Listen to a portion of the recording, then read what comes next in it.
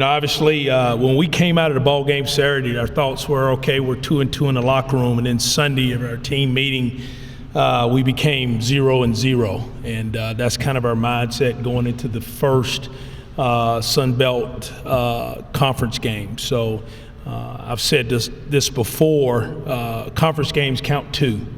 They count, a win for the winner and a loss for the loser. And that's the objective, is to win, so you're not in that loss column. So our mindset this week is now we're playing for something. In those first four games, obviously it was more evaluation and who we had and those things. Now we've got to start playing for something. We talked to the team about the word of the week. We have a word of the week every week. The word of the week's ownership. And ownership meaning, you own something or you own your actions. And how do you prepare? How do you work? How do you compete? How do you act? How do you react? Whether that's on campus, out and about around the community, or on that practice field here in a couple of hours. How do you own that? And that's going to be really important for a team that's kind of young and immature in some areas, and even some older guys that continually must grow up. So that's kind of where we are. Playing I think you look at Georgia State, you look at a team that hadn't won a game, but that record's very deceiving. If you look at the last two ball games, they've given up 2 rushing touchdowns against 2 pretty good opponents in Wisconsin and App State. So they're playing really well on defense right now, I believe. Probably as good as anybody in our conference right now on defense. Got a talented Will linebacker, good front seven, good up front, steady, consistent, hard workers. Guys get after the quarterback, stop the run up front. Will linebacker's really good. Free safety's really good players. Offensively, they're a little bit like us in a lot of ways. Struggling to try to find a run game. Quarterback's been a little bit inconsistent, but can be streaky and can get hot. He got hot early in the App game, and then App put a little bit more pressure on him latter part of the game. Obviously they lose. They're probably their most explosive receiver, but they've got a talented group of receivers. I think their skill positions, both defensively and offensively, are very, very good. Coach Miles has done a tremendous job with the program. You start looking at where he started with the program to where he has it right now. He's done a good job, obviously, recruiting, building toward a culture. He's been around a lot of places, Notre Dame, Stanford, a lot of different spots. So he understands, the building process that you got to go through, kind of like what we're doing right now. A lot of similarities. We're probably in that early stage. He's probably in the middle of his right now. So we're very, very much similar in a lot of ways, I think. It'll be a big challenge to go on the road. Looking forward to it. Taking the team back on the road again, and it being 65 or so guys and support staff and coaches, having a fighting battle for each other.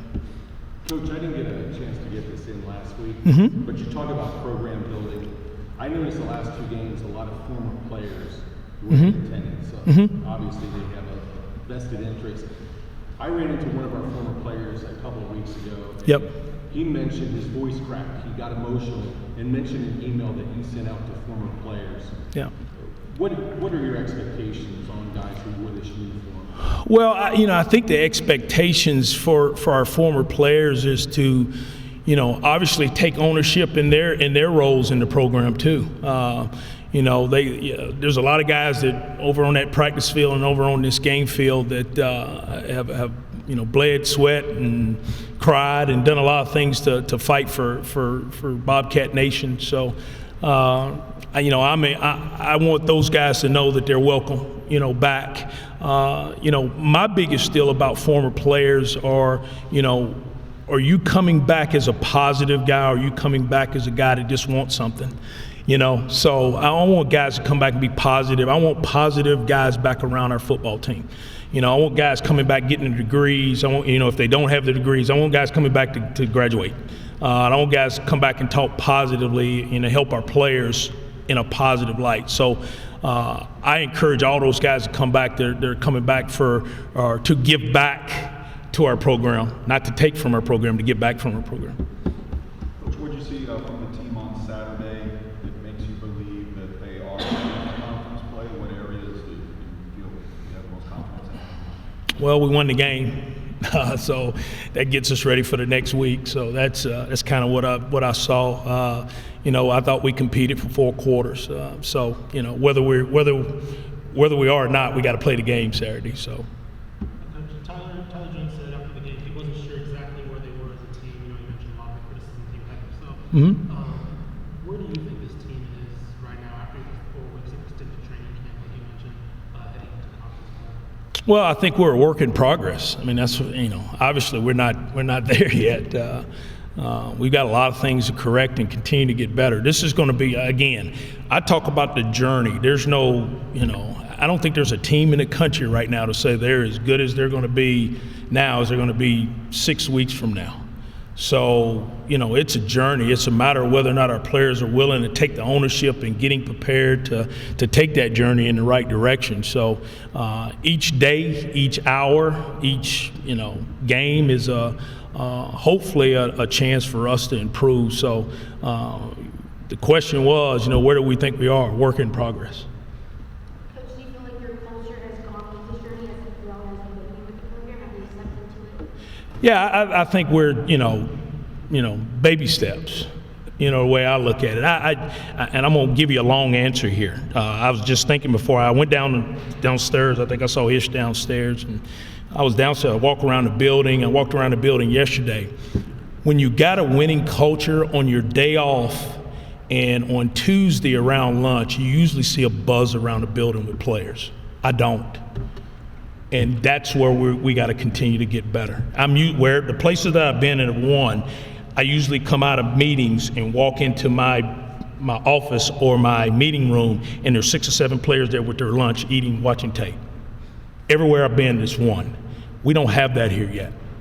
And that's when you start taking ownership of, I'm not just counting on my coach to coach me in that meeting for an hour and go on the practice field and me be ready to go play a game. I got to go do it myself. So the ownership part isn't where we want it to be yet. And that's because we've got a young team. We've got a team that the expectations haven't been real high. And that's where we got to continue to grow. That's my job. You guys look and say, well, so-and-so missed a tackle. We didn't pick up the blitz. We threw an interception. All that stuff, none of that matters. It's taking ownership in your job description is what makes teams win and lose, or helps teams win and lose. And that's where we got to grow up, fast. It probably ain't going to be fast, but we got to grow up in a lot of ways. Coach, is some of what you just said maybe a reason that the team has kind of had a slow start in the first 4 games, in the first quarters of these games? Could be. I mean, it's hard to put your finger on exactly what it is. I think more than anything else, it's about just culture and getting guys to understand that they have to take ownership in their job description, and that's from the first snap to the last snap. And being prepared. You can't, in today's world with a 20-hour rule, there's no coach in America that can get a kid totally prepared to go win a game. There's no way. Just so you know that. There's no Urban Meyer can't get a team ready with a 20-hour rule. The kids have to take ownership in it and come help get themselves ready. And how do you do that? You're over here, when you're out of class, you're over here getting treatment, or you're upstairs watching film. And to me, that's where we have to grow as a program. I don't know what that was like before here. I don't know. I just know where I'm coming from and what I'm used to. Is it true that LG Williams and Will Cope are currently going through concussion protocol? Yes, they are. Seems like that's the multiple time they've gone through that this season. Is that true? How many times have they gone through this? Well, I'm not going to give you a number, but it is multiple times they've gone through it. In your experience as a coach, whenever a player does go through this multiple times, what does that usually say? What does it mean for their career? Well, there's a concern when you go through multiple concussion protocols. In my mind, I've got a 16-year-old son that's had a couple concussions, so I've got a major concern about him having another one, and he may not play ball if he has another one.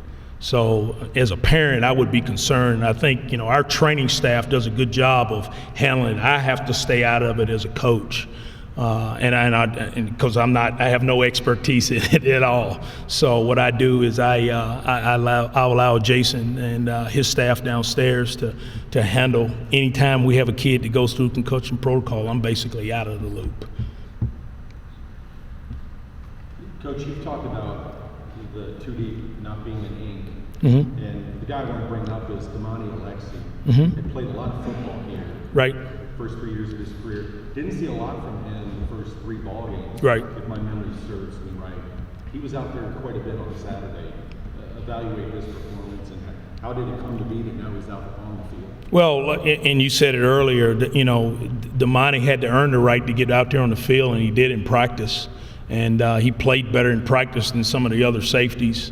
And so that earned him the right, and it's like that at every position. You're going to see some.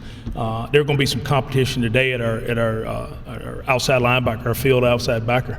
I can't tell you who's going to start there Saturday because there's going to be some competition there. So again, we're still the evaluation process never stops. It never stops. The guys that participate in practice and take ownership and do the things we want them to do in practice, we push them to the field. The guys that don't, we don't. We just don't. We don't push them to the field. Georgia State, you mentioned they lost Hart, unfortunately, but they still have Robert Davis. Yeah. Is one guy who's terrorized the Sunbelt the last couple of years. Brant and I even talked about at Sunbelt Media Days, he looks like a defensive end. Yeah, he's a big guy. Yeah. I saw him there. So I know a couple of the other opponents for the Panthers have been doubling him and giving him extra attention. What does he do to your game prep? Well, I mean, we're going to prepare first to stop the run. And then not to give up big plays in the passing game. And, that's our objective all along is to make one guy, if we're trying to make one guy beat you, that's a good thing.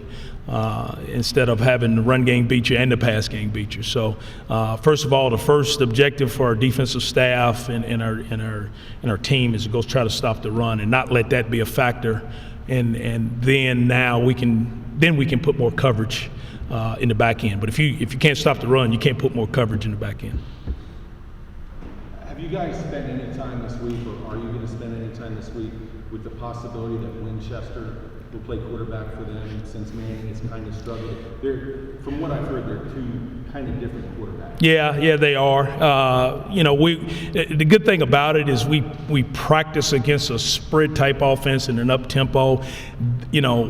Manning isn't the guy that's going to beat you with his feet, but he could with his arm because I think he's talented enough to beat you with his arm. So what we've got to do a really good job of just preparing for what we see on tape and then being able to react and adjust during the game.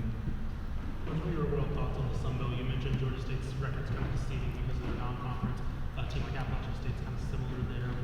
A lot of the records don't look flashy, but the competition they've played has been. What are your overall thoughts on the Sunbelt? I think the Sun Belt's a very competitive conference and against anybody, against the G5, against the Power 5. I think obviously you look at App, you look at South Alabama, look at Troy, you look at the teams that are Georgia Southern. There's some really good football in this conference. Lafayette, they're talented teams. So the way college football with 100 plus teams now, there's not a big drop from one Power 5 school to a G5 school. It's really not that big a drop in a lot of areas. That's why you had to be prepared to go play each week. So Sunbelt's a very competitive conference. Coach, you talked about Tyler Jones wanting him to be a triple threat. After watching the film now, what is your evaluation of him going into Saturday's game? We've got to do better of finding or executing the offense in the run game when we do have run pass options. And we've got to be able to hit, the throws that we need to hit down the field. We had a couple balls, we throw for, 500 plus yards last week.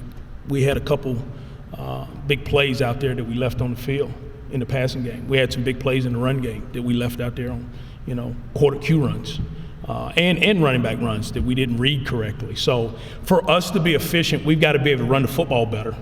We're not. We had a ton of explosive passing plays. We should have Saturday, to be honest with you. But we didn't have a run over 10 yards Saturday. So that's a concern to me. is how do we get the run? The only way we do that is our quarterback's a viable run option in this offense. Coach, is the communication improving in the self-tempo right now in the offense? I think it's getting better. Still not where we want it to be. We're not nearly as fast as we need to be. We ran 92 plays, but we're not even close to, the tempo that we want to be. We when it's going, it's pretty good, and it's not there yet. Trent Miles is the reigning Sunbelt Coach of the Year. Do you have any history with him? You ever coached against him before? Coached with him? No, never coached against him, I don't believe, or obviously with him, but I know of Trent, and again, he did a heck of a job in Indiana State, and he's been at Notre Dame, Stanford, been at some really, really good programs, and he understands what it takes to build a program. So Trent's done an unbelievable job. I got a chance to spend some time with him at the Sunbelt head coaches meetings, and seems a great guy, heck of a recruiter, and really good football coach.